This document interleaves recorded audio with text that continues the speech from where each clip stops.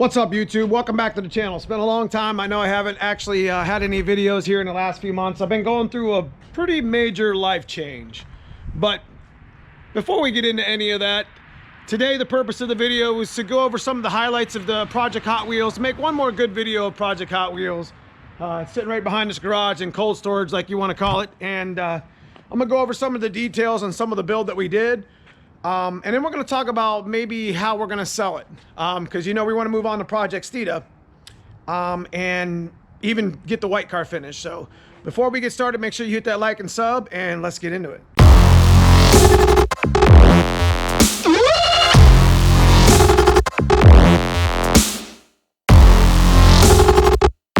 Yeah, let's go in here and see if we can't wake her up. Don't mind all the boxes. I do a lot of shipping, you know.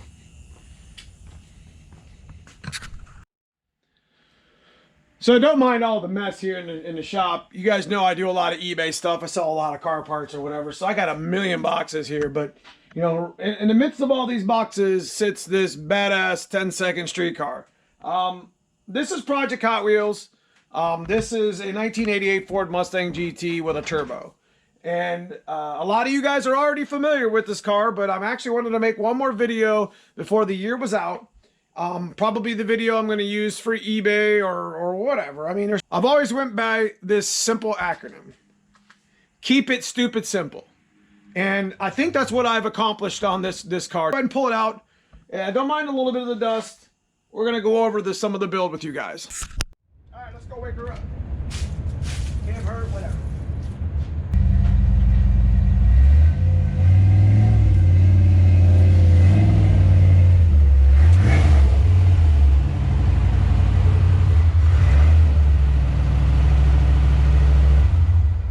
So there you have it. What a beautiful car, you know? So Project Hot Wheels is like probably one of the most simplest builds that you could actually make. Keep it stupid simple. That's what I've always said. You know, people try to go out and they buy these top end kits that are like $3,000, $3,500, $4,000. It just doesn't make any fucking sense, because I can do more with less. And I've proven that not only with this build, but with the black cars build and the white cars build, and the coupe and the two-tone ultra blue car I put on YouTube. I mean, go check out all those videos. It's not being done by accident. There's no secret. It's a 1988 Ford Mustang GT. Now, I like to keep it simple, stupid. I wanted to keep the GT wing, the factory lights, factory bumper. There's nothing different about this car, exterior-wise, that a normal Mustang wouldn't have. Outside of the fact I got SVE deep dish wheels, 1710s in the rears, 17.9s in the fronts, and I blacked out my 5.0 symbols. Now, I ran with a stock hood. I thought it was kind of a cool, like, Hot Wheel effect. That's kind of how I got the name for it, is it just had this dull, or, you know, semi-gloss black hood, and this blue color, that's like a sonic blue, and then these tinted lights. Now, I would actually replace those lights with ones that go out on a black car, because I don't really like those lights too much. I think somebody just painted those with a shade, and they suck. But it is what it is. Let's get into the build. Okay, so the first things first. We're gonna go back here and we're gonna look at the suspension. Just like in some of my other videos, I'm not gonna actually put this thing up on a rack because there's a lot of video about it being put up on the rack. But you can see, I've even wrote on the axle. I put a brace bar on the axle. It's a reinforced axle. I got an airbag in it for drag launch springs. I got one muffler with 3-inch pipe coming back for the turbo. You know, the whole you know, fuel system's been done. As far as the tank is clean, everything's clean under here. You know what I mean? And you're not going to find a much cleaner car. Now, Project Hot Wheels also had a couple problems in its time. This whole quarter was hit. Like, when I first brought the car home, this car had been in a major accident. I wouldn't say major, but it was good enough to bend the frame in the middle. So somebody had actually cut it and cleaned it and re-welded it and reinforced it. And they did a really good job with it. And this quarter, you can't even tell where this quarter was put in, like it in the body line itself. You see what I mean? It's beautiful. So they actually ended up saving, whoever did the bodywork on this car actually ended up saving the car, because when it came to me, I just brought it to another level. And that's the reason why I'm selling it now, because somebody can actually take it to its own level. You see what I mean? And do the things that they want to do to it, like I've done with my cars. So as you can see here, This beautiful, beautiful, beautiful engine bay, right? Very simple, a lot of painting, a lot of cleaning, super simple. New battery, MSD, something that I had extra, new wires, cheapo tailors. Actually, I have a factory distributor. I've been doing some diagnosing with it. The car doesn't have any rust on the towers. The car's not rotted at all. You can see in the other videos that there's nothing wrong with my floor pans in this car. This car does not have any rust or fixes for that matter, outside of the quarter panel. I mean, I'm talking about rust fixes. So, you know, 3G alternator conversion, On3 turbo rebuilt, modified passenger turbo header, you know, modified downpipe and exhaust. You know, I've done my own shit with this kit. You see what I mean? And it works good. This motor was rebuilt. In my other videos, how, you know, building a 500 horsepower motor. In the playlist in the description is this motor in this car. Had 50,000 miles on it. I got a lot of documentation, simple, stupid, and it's stock. There's nothing about this motor that that isn't any different than anybody other Fox Bodies motor, right? Nothing, except the fact I tuned it, I put a turbo on it, and it makes fucking power. Now, as far as the interior is concerned on Project Hot Wheels, really simple. That is stupid, but I left it there for now. The next owner can move it. I was going to move it.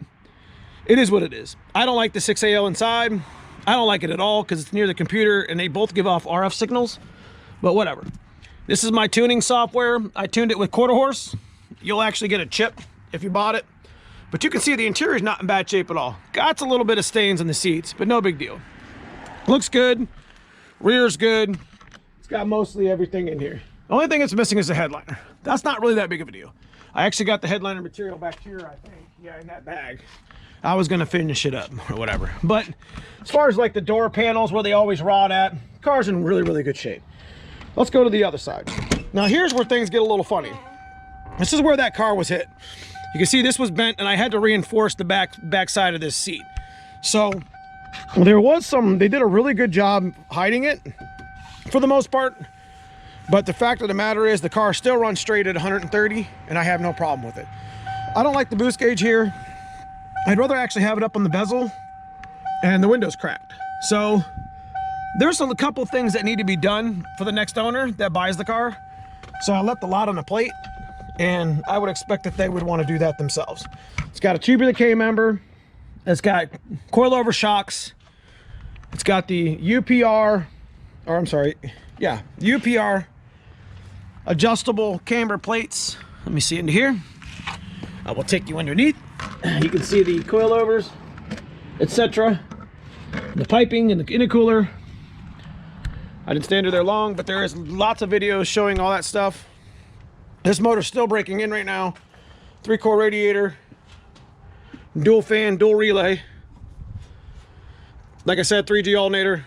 Guys, this is as simple and stupid as you can get it. Now I control the boost right here. 32 clicks give me 14 pounds.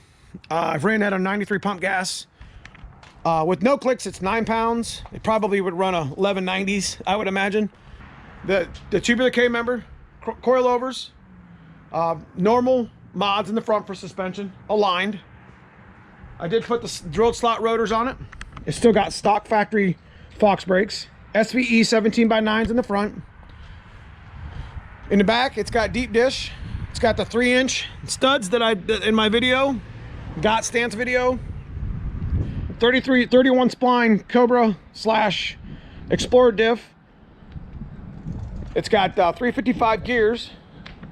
It's got the bar that reinforces the back of the axle, so the axle's beefy. It's got an aluminum drive shaft. The T5 in this car is the most impressive part because it hasn't been broken yet. My T5, I rebuilt my T5. Guys, my T5 had chips in the gear. Like, it was kind of like a Frankenstein thing, the extra parts that I had laying around. That's the best. It's just the best.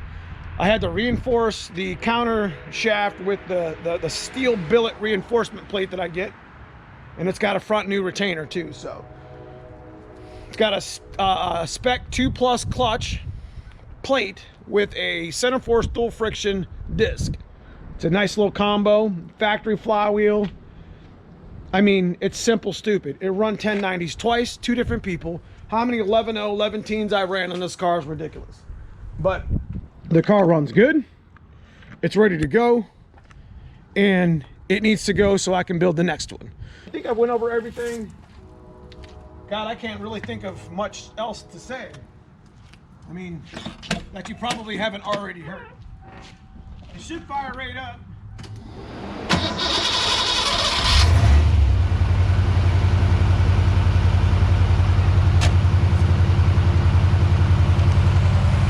There you have it. Runs like a clock. Hasn't been ran in like 4 months.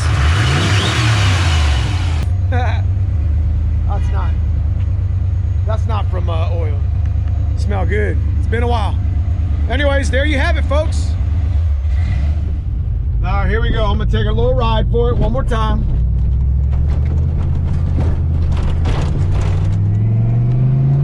One thing I did want to mention about my about this car is the gears do have a little bit of a decel whine to them. You can probably hear it in the back. I never really gave a shit. They did get installed, and then the one lock nut did come loose. I fixed it and torqued it and whatever else, but it's fine. But yeah, we're gonna have a little bit of fun real quick. Take it out, beat on it a little bit, enjoy.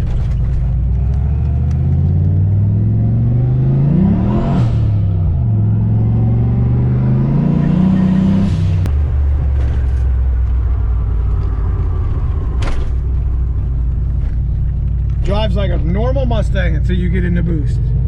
Know what I mean? My headliner trim in the back.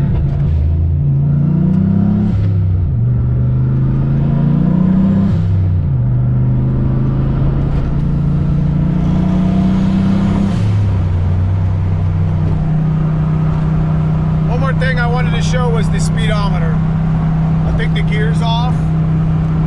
I got a spare 140 that needs to go in it anyways. About 100 miles an hour. Ooh, better stop. Anyway, hope you guys enjoyed the video. Yeah, one thing I wanted to show you real quick before we shut it off. I just took it around the block, probably about 10 miles, beat the snot out of it, had a little bit of fun, just like I normally would. And you can see, cold, you know, warm idle, 50 PSI. 180 degrees. This car doesn't get hot. It's actually idling a little hot. We might take it back to the dyno, touch up the tune or something. Oh, there we go. But like you can see, it's got 97,000 miles on it. It's a good car. So I hope you enjoyed the ride. I hope you enjoyed the car and all the vlogging. And yeah, I mean, if you guys got any questions, make sure you hit in the comments.